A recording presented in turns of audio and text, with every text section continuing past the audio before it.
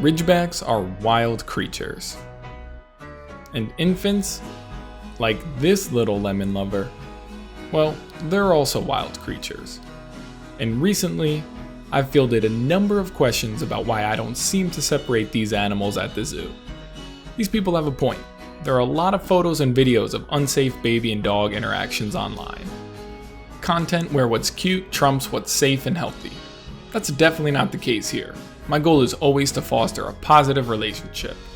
Because yeah, I guess in theory, I could leave Lincoln crated anytime the dogs are around, but that doesn't seem like much of a way to live, even if Link does love his little hideout.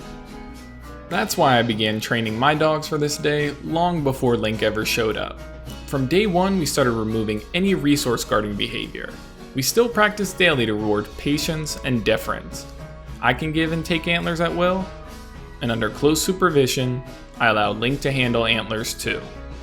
The goal here is to inoculate the dogs around Link in every possible scenario, especially mealtime. I practice stopping my guys mid-feed, and now I'm showing them that those rules extend to Lincoln. Similarly, I've begun showing Lincoln that while it's possible to touch the dog's food, it's something he really shouldn't do.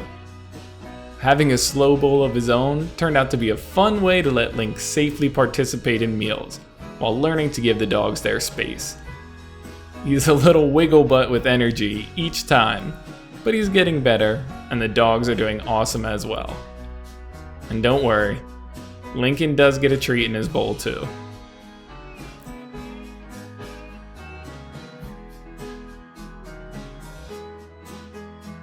We continue to build the relationship by having Link take care of the dogs directly. While he knows the treats are for the dogs, he is still working out exactly where he's supposed to make the handover.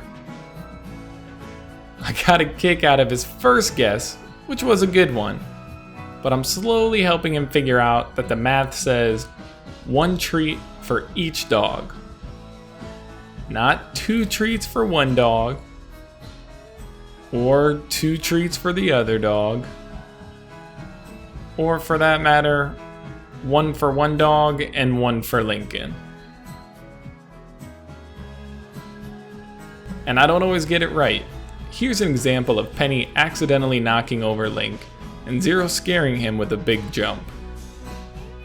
These types of accidents happen, but my mission is accidents never happen because the dogs and Lincoln are unprepared to deal with each other.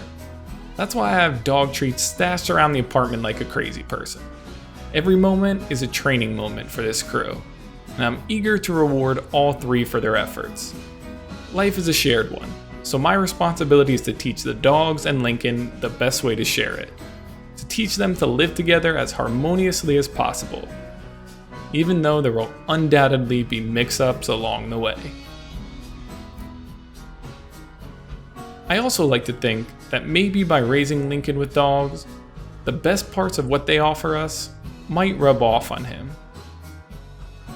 That he may intuit the language of love often has very little to do with language.